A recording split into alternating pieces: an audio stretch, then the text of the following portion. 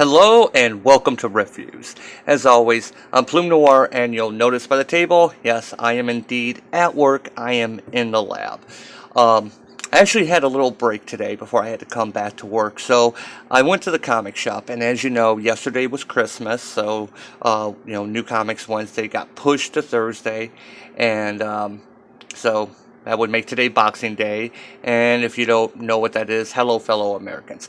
Anyway, I went to my main comic shop, and I had looked up what had come in already, and saw there wasn't really a lot. I mean, there was pretty much, I don't think I saw anything from DC, and only a few Marvel titles, and as you know, I pick up some independents here and there, but I didn't really see anything that caught my eye. So I pretty much just picked up Incoming and Spider-Ham, which I'll take a look at later, but maybe this will give me a chance to catch up on things.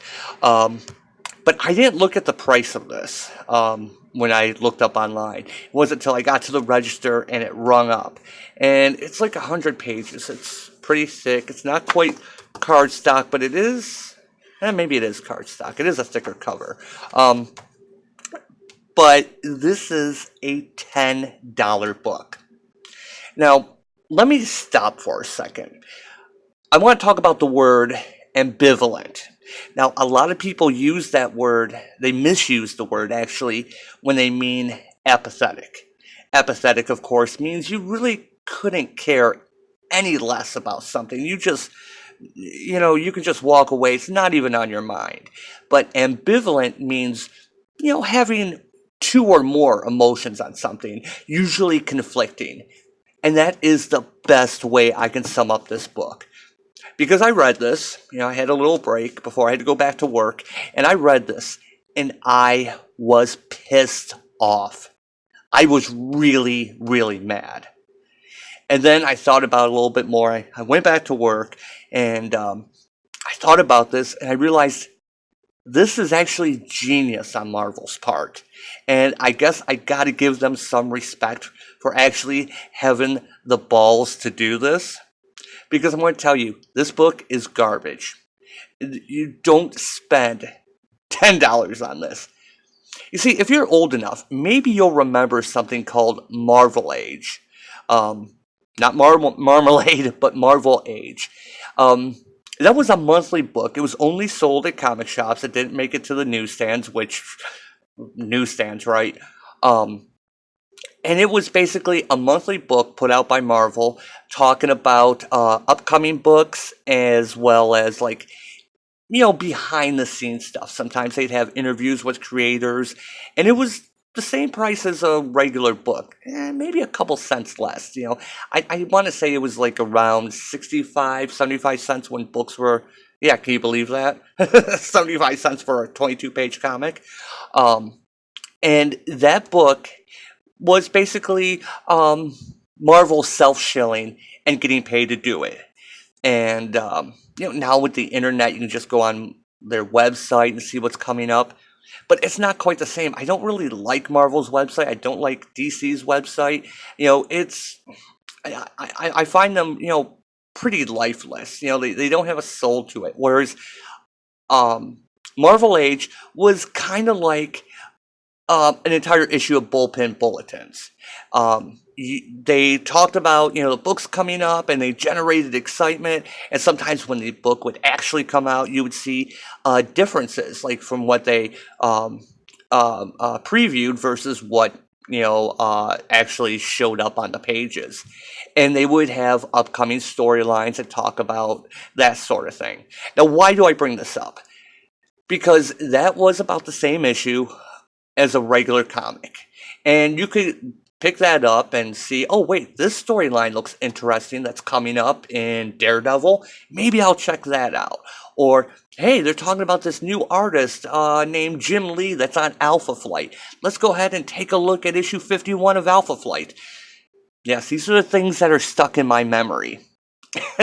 Anyway, that was kind of neat. It was kind of promotion, and basically Marvel got you to pay for their own promotion. You see what I'm saying? Instead of just, giving teasers or putting something online, they which wasn't a thing then, they got you to give them money to find out more. Kind of a brilliant tactic. Now, that kind of went the way of the dodo long before the internet. And now with the internet, you should be able to go to their website and look at what's coming up. But I find that their website isn't quite as convenient. It doesn't really have that, I guess you would say, that editorial narrative that really seemed to tie it together. So what Marvel has done is that they've taken kind of a review of all the books, well, maybe not all the books, but the majority of the books that have come out over the past year. In fact, let's go ahead and, flip through some of this. This isn't going to be a normal review here. I'm not going to go through this page by page. Here's their next big storyline coming is Empire. But if you look at the credits for this book, you'll see the pages, you see the different story lines, and people doing promos for their own book. They do a few pages and cover things up. So it kind of makes the book a little bit schizophrenic in that regard. And basically, I paid $10. Now, Marvel's been teasing this whole incoming thing. What is about? It's setting up everything going on. This book is really about a murder. And you think, oh God, is this going to be Original Sin all over again? Not quite. They go back to I almost said scree and a crawl. A Skrull and a Kree, going all the way back to Uncanny X-Men, who are on Earth, they're working together, and one of them gets killed. And there is, basically the entire book is, it's funny seeing this on the heels of the Rise of Skywalker, where that was people chasing from location to location. This book is following people like, oh, well, this person might have some information. Let's go find him. Oh, where's Amadeus Cho? Oh, I don't know. Let's go check in with him. Oh, where's he at? These people don't know. And, oh, well, this person doesn't really know what I need, but I know someone who does. Let's go to Tony Stark. Maybe he knows. Or let's go to Reed Richards. Let's pull him in. It's really stupid. Now, I understand that they're trying to weave together a storyline, a mystery, and connect it all. And this is why I say I'm ambivalent about this, because I think it's a genius move, but it shows everything wrong with comics right now. Because it is a short-sighted attempt to try and sell things instead of going with the long term. If you want to have something like this, that to bring in audiences, to preview, bring back Marvel Age. Have a monthly book that showcases upcoming titles. Don't get the reader to pay $10. $10. $10 on this. I mean, granted, it's 100 pages. But, the art is all over the page, all over the place, because you have different teams doing different things. So, you have the Jessica Jones bit here. You go over into Captain Marvel, and then when you get over into this section, it gets kind of hazy. Again, different art styles for different books, granted, but when you put them like this, back to back, it almost looks like we're the Avengers in a fog. What's going on? And then you just cut to the other page, and yeah. And then it gets kind of stupid when Jessica Jones finds that there's a painting with a secret code on it that says Two-Faced. It has a little code that has the Halla symbol. Now, I saw this. My first thought wasn't Captain Marvel. It was actually Longshot, who actually does make a brief appearance, a one-panel reference. And this code here, if I get, the Two-Faced, and then has a string of numbers, is a message that's on the back of the painting. And so that is the MacGuffin, why they're going to all these people. Find out what this means. Let's get all the best minds on this. And it is so stupid. It is so stupid because it's actually hexadecimal, which, if you don't know, hexadecimal is base 16, which Reed Richards does, does make that connection. If you're taught to think in base 16, it's a simple conversion. This is a cipher, and I didn't actually take the time to figure this out. Because I work in IT, I deal with, base 16 quite a bit. And, basically he says that this is basically a simple rotation cipher, in that you take these numbers from hexadecimal, convert them over into base 10, and go to an ASCII code. But you look at this, he says, oh, I'll make this to a 1-digit, make this to a 2-digit, and I haven't taken the time to actually figure this out because I have better things to do than to see if a writer actually did this correctly. But like a 25, depending on what the rot cipher is, 25 is really low on the ASCII, and that's if it's not rotated. I'm getting way into the weeds on this, so forgive me, but I'm a geek. I'm going to bring this in. That's like in the symbols. That's a dollar sign or a percentage, I think. It's been a while since I've really had to do ASCII conversion off the top of my head, and so I didn't take the chance. I didn't take the time to actually figure this out. I'm just going to go with the story because, well, stuff like this is pretty much magic. But that's the problem I have, is they go to all these people, and you're telling me you go to Arno Stark, who does know, hey, it's a cipher. They didn't ask me that. But you're telling me you have to go to Reed Richards to figure out a hexadecimal code to ASCII, even with a cipher? There are pretty much applications online that will do this for you. There's no reason to go to Reed Richards. And as they're going through trying to find Amadeus Cho, they end up at the Champions. You have Ironheart there. You're telling me she couldn't figure this out, as smart as she's shown to be? There are so many people just in the Marvel superhero community that could decipher this. And like I said, I could decipher this if it's legitimate, if I took the time. But, I guess they just had to go to someone who could do it, off the top of his head. Granted, I'm a little rusty, and I'm not going to waste my time on this book. Which brings me to the point of this. This is why I'm ambivalent, because I am pretty angry that I paid $10, that Marvel sold us a book, $10, that is just basically what's been going on, some upcoming stories, when you could have done this in Marvel Age. And, I thought this was actually going to be like the first issue of whatever the next event's coming up, which appears to be Empire. But you only get a couple pages of that. There is a reference earlier with Hulkling, and I got to be careful how much I show, because I'm just flipping through this a lot. And a lot of this comes down to, I don't care. I don't care. Now, this scene here with Herbie, I will admit, was funny. I liked this scene. And the one dude, what's his name? This guy that was introduced in Marvel Comics 1000, Masked Rider, who's comes off really like the Question in this book, which is not a bad comparison. Because DC's The Question is awesome.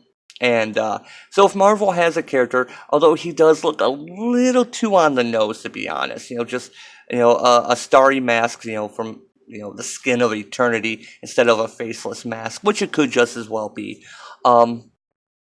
A little bit too on the nose. But anyway, the character, and he has guns. But other than that, I like this. But this is just basically following a MacGuffin of information. Hey, maybe this person knows it. Hey, maybe this person. Let's go find this person. Let's come back to this person. Oh, hey, we figured this out. What does it mean? It's about a Korean Skrull agent that's setting up this thing that, who cares? Who fucking cares? So yeah, that's why I said I'm ambivalent. This book pissed me off. But I guess it's genius on Marvel's part, because the comics industry is dying through basically stuff like this. They're bringing in, and I've said it before, all the worst things of the 90s. With the speculative market, with the various covers, and now we're doing these kind of, this is almost like Deathmate. Okay, granted that wasn't Marvel, but still. $10. I would be so mad if I picked this book up and I saw, oh, hey, this is a murder mystery. We have all these characters, but they're not really together. And most of them don't even know about this whole murder that's going on. It's just to show you what's going on in their lives. It's stupid. Could have been done in Marvel Age, with a quick little description and a couple pages. This is not how you bring in readers to read your books. Because, oh, hey, look, let's pull up a page here. Okay, the whole Venom thing going on. Okay, the planet follow. So what book is this? What's going on? This seems kind of interesting. Hypothetically, I haven't been following the whole Venom thing. So where do I learn more about this? Where? Huh? No idea. No. Where do I go from here? Oh, here's Spider-Man and Spider-Man saving things. Oh, where can I follow them in their books? Do they interact like this? Is this something that happens normal? Oh, how about Hulkling and whatever his boyfriend is? I can never remember. Wiccan, I think. Yeah, where do I find more of them? Oh, let's go check out the back page. Yeah, we do have some of the stuff back here. We have various covers here, but it's like, okay, well, the Avengers, the Squadron Supreme. If you don't know anything about the Avengers, is this what I have to pick up for the Celestial? Or here, how about this, the Masked Rider? Why would you even waste time with that? Why? This is stupid. Okay, the Guardians of the Galaxy bit here. Is this the Nova scene with Richard Rider? Which I did like, by the way. I did like how they made Night Thrasher, him and the two of them talking via cell phone in space. But I did like the Richard Rider part. But where's that at? Is that in the Guardians of the Galaxy? Because he seemed to be in space. Is there something about the Annihilation Wave in here? Oh, hey, the X-Men Fantastic Four. What's going on in here? Is that the Franklin Richards bit? He had one little scene where he talks about plants. This is not how you talk about what's incoming books. And honestly, I'm surprised I went on for 17 minutes of this. Do not buy this. To rate this full 6 o'clock, it's overly priced for what you get, and you do get 100 pages of basically inconsistent art, writers talking about their own things as they try and weave in a little story about a mystery, and you're like, who cares? Is Empire going to be the next War of the Realms? Anyway, get that out of here. I'll be checking this out soon. This is what I'm looking forward to. So yeah, probably take a look at this tomorrow. So, I think I'm going to get back to work. Having kind of a bad night at work, and so this just pissed me off even more. So, stay away. Stay the hell away from this book. So, as always, thanks for watching. I'm going to go back to work, and I will see you next time.